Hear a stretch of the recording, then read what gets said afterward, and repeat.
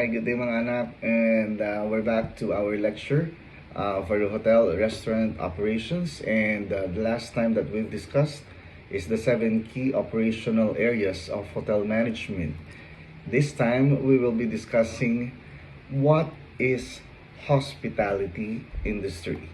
Well, for those of you who are actually familiar with the industry, the first thing that would come into your mind is just hotel, right? Pag sinabi mong hospitality industry, hotel yan. Or hospitality industry, check-in sa mga mamahaling mga 5-star hotels and everything. Well, we've discussed, of course, the star ratings of different hotels. And for you to know the different types of or kinds of hotels that you would want to check into. But definitely, hotels is just part of the tourism industry. The question is, what is the hospitality industry? Well, the hospitality industry is comprised of different sectors or various sectors that houses feed, transport, and entertain each visitor. Each sector covers a broad range of fields, providing distinct variety of goods and services. So it is very important to note that while separate, they are actually separate from each other, but they can often overlap and work in conjunction with each other to create one complete and comprehensive hospitality experience.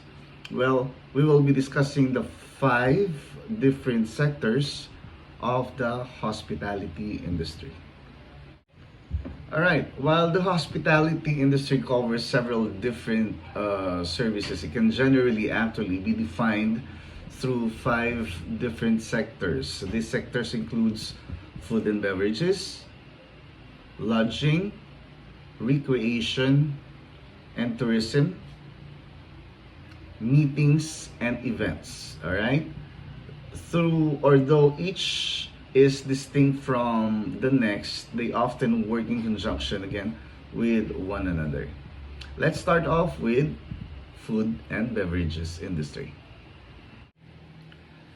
All right, examples of some of the most common food and beverage businesses. All right, let's start off with restaurant. All right, I know that you have experienced dining in a restaurant or eating in a restaurant, and can be categorized into formal restaurant and casual restaurants. All right, so we also have these cafeterias where you can chit chat and serve yourself styles. All right, small cafeterias to big cafeterias can be seen around the metro. We also have these catering services, as we have discussed in the 7 key operational areas of hotel management, that one key or important key in the operations of a hotel management is the kitchen. All right, wherein of course they'd be serving foods, cooking foods for the guest or for the guest of the restaurant. But of course, in big occasions like debuts, weddings, business conferences, they outsource a group of people who will be serving the food, and that is the main function of a catering company. All right, we also have fourth is the cafes. All right, small cafes, of course, that would be serving simple dessert or cakes and breads. Right, we also have the fast food restaurant, very common, no? There's a lot of people who often frequent the fast food restaurants, and fast food industry are really flourishing, and one of the backbone of the economy. All right, like Jollibee, KFC, McDonald's, and everything. All right, wherein self-service is being promoted in this kind of restaurant. We also have this pubs, right, where they give a little entertainment all right, or bands, acoustic music with drinks and alcoholic beverages and non-alcoholic beverages are being served. All right. We also have this delis. All right. Delis or the deli restaurant, which the word deli originated from the word delicatessen. All right. It's a German word where actually is a retail establishment that sells selection of fine, exotic, or foreign prepared foods. All right, that is delis. The last one is the third party delivery services. All right, as we all know that this is uso right now. Like if you wanted to get a food on the go, all right, you usually call a delivery service like Uber, all right, Uber Food, and Food Panda is very popular here, and this services is actually helping out restaurants gaining more customers and getting getting in contact with their clients in much more convenient way. All right, we're done with the food and beverage industry as the number one list in the five different sectors of the hospitality industry. The second one that we'll be discussing is the lodging industry. The lodging industry actually consists of businesses that provides overnight accommodations to guests depending on the type of service you provide. Businesses in the lodging industry can be or can accommodate as few as one or two guests or as many as hundreds. All right, because of this large range you experience or the experience of guests across different segments of lodging industry can actually vary immensely. All right, so we are now going to discuss the common types of lodging businesses. All right, number one in the lodging industry list is the hotel. All right, a hotel is most common, and we've been discussing hotels from the first lessons that we had. Uh, it is the most common and recognizable type of business in the lodging industry. All right, so often marketed towards vacationers, ano pa ba, business travelers, all right, and for those people who just wanted to be alone, staycationers, and everything, all right. So, hotel allows guests to rent individual room for a set or for a certain period of time, and furthermore, hotels actually often offer their guests with a number of amenities such as like entry to the pool area or access to the pool area, fitness rooms, and complimentary breakfast. All right. The next is the vacation rentals. A vacation rental business offers an alternative to traditional hotel type, no? So parang uh, it's an overnight stay. It's a lodging type of industry or business that actually is not uh, an experience that is given by a hotel, no? So these properties are typically owned by individual people or families and listed on websites like Airbnb, all right, or VRBO or VRBO. They allow travelers to plan a visit for a short period of time and can be often booked at cheaper and lower rates compared to hotels. All right, so you can find vacation rentals in Baguio City. We've discussed this already.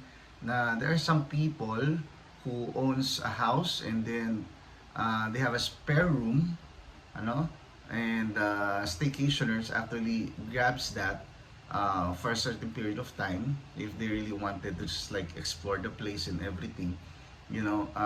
This is much more convenient, no, for um, tourists, day tourists, no, or tourists who would want to just like uh,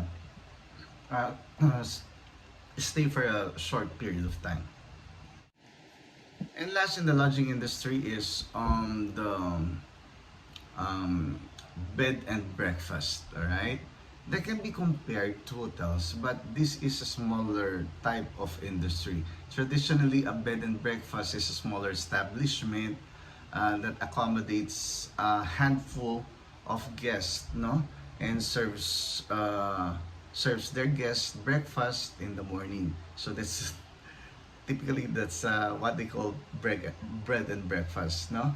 So what we mean here of a smaller establishment compared to a hotel, that they have these reception areas and everything, no, grand areas for um, for people to relax, no. But then this bed and breakfast often offers smaller area, few rooms, no. Pero what they can really offer is that the breakfast, that includes in the bill that the guest will be paying. And the third one, from the five different sectors of the hospitality industry, is what we call the recreation industry. All right. People tend to relax. People tend to just have a staycation in some hotels, no, for them to unwind, no. So recreation is very important. One key sector of the hospitality industry actually is recreation. So in general, businesses in the recreation industry provide customers with ways to entertain themselves, pursue hobbies, or experience educational opportunities. Though they can occasionally last overnight or for long stretches, most recreation can be experienced in just a few hours, no? Such as an afternoon trip. So it's like when you go to certain place like Boracay, you can go snorkeling. So you can just like go there the whole day, snorkeling around. Baka magmukha kang Nemo, ano? And you can also, in Boracay, you can also go on banana boating, no? So it's just for a limited period of time. For banana boating is you can just ride it for about an hour, all right? And you can go ATV and everything, all right? So in most cases, business and recreation sector rely on the admission tickets, no, concession sales, and food and beverage sales to collect revenue, no. So we have some examples of the recreation industry. Number one is the amusement park. Amusement parks actually offers different kinds of recreation things that can accommodate the different types of guests, from adults to young adults to children or to young at heart, no. So people or the guests tend to visit amusement parks to relax and enjoy. And some rides in the recreation area are so challenging, and can separate your body from your soul. All right, you know what I mean. Well, another one is the campgrounds, no. Very popular ang campgrounds ngayon sa Baguio City and Zambales, Subic. All right. Now you can actually have your hotel book, and then you can go overnight camping in the campgrounds as well. So you can connect with nature, and that's the most important thing of relaxation, actually. Another one is theaters. All right. Now, in theaters, they can be live entertainment shows like Miss Saigon, alright? And in an opera house can be considered as a theater entertainment. And of course, the usual thing that we go to is the movie houses or theater houses that shows movies. Another thing is the museum, no? Lots of people are really into exploring different kinds of artifacts, all right? um, like the Leonardo DiCaprio work of art, all right? And of course, these things in the museum also exhibits great history of a certain place. All right. Another one is the zoos. All right, zoo where you can find the mga mababangis na hayop sa balat ng lupa. All right. We also have these art exhibits. All right, where artists can actually showcase their work of art through art exhibits.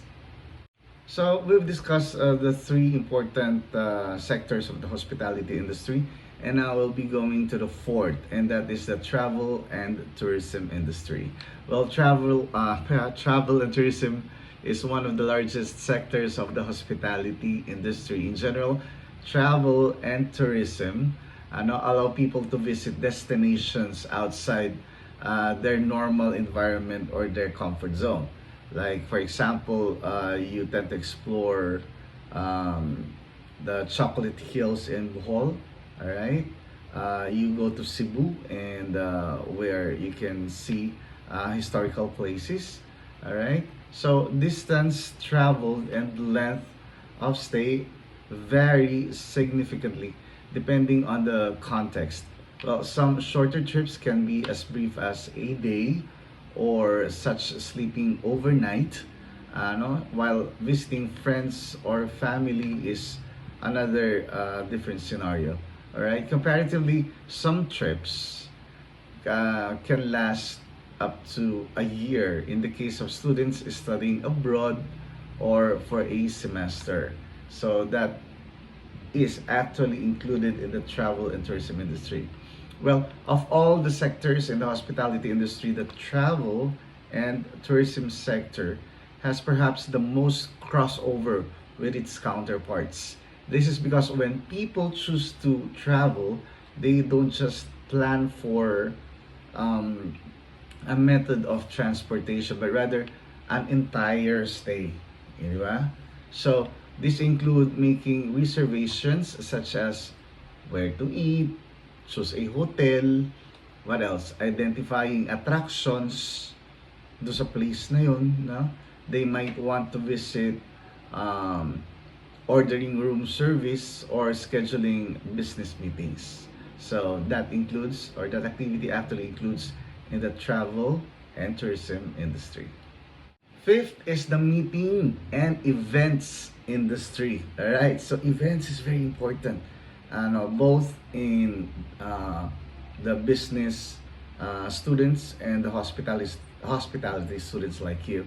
This segment of the hospitality industry consists of a variety of social, business, and sporting events. These events can range from something like as intimate as a small wedding, di ba?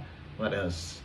To events into a much more broader and larger scale, such as an expo, yan, where business people actually um, trying to look for contacts or prospective investors, all right?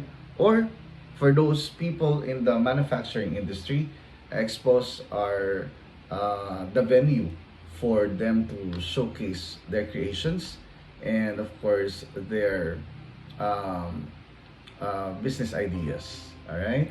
Now, um, some common types of meetings and events includes number one, sporting events. All right, basketball, tennis, and everything. All right, it's a big event for PBA, for the championship, for the NCAA. All right, family reunions. Definitely, sa mga family reunions, meron dyan mga pabida.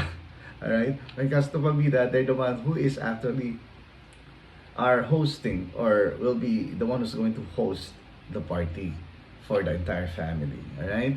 We also have this holiday celebration. Alright? Siyempre, malapit ng Pasko. Alright? And hindi lang yun, we also have this different holiday celebrations that needs, of course, to be given importance. All right. We also have this business events. Business events Actually, sabi ko nga kanina, are one of the venues wherein they can actually showcase their businesses, what they can offer to their prospective buyers and prospective clients as well, or investors. All right. We also have the trade show. Trade show is actually an avenue for business people to showcase, of course, their products and services on what they can offer, and of course, open for those people who would want also to invest with them. We also have this farm shows. All right. So farm shows, it's very unique show wherein, of course, crops and other things that is related to a certain um, place, municipality, province, or area is being showcased. One good example of which is the Bangus Festival in Dagupan City, wherein they offer different kinds of events that actually is showcasing the their main product, and that is the bangus. All right. We also have this conferences. So conferences is definitely an avenue for learning. All right. And for brainstorming for business people, learning for students like student conferences, um, um, academically inclined speakers are actually invited in this kind of conferences for educational purposes. There you have it, ladies and gentlemen, mga anak. We've already discussed the 5 different sectors of the hospitality industry. It's your time to shine now. Put in the comment section, and I'll be checking it one by one if you'll be all participating. All right. Number one, what is your most unforgettable dining experience and where? Right. That is under the food and beverage industry. Number two, where you would want to travel and why? Number three question, or the third question, is that what to you is the most important part of your life that you would want to celebrate? Comment down below and I'll be checking your answers one by one. Thank you very much and see you again on our next learning video.